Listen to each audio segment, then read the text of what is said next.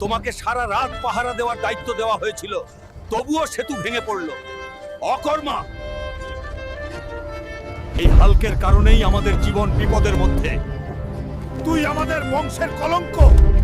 এখন আমি নিজেকে বদলাবো, কেউ আমাকে আটকাতে পারবে না।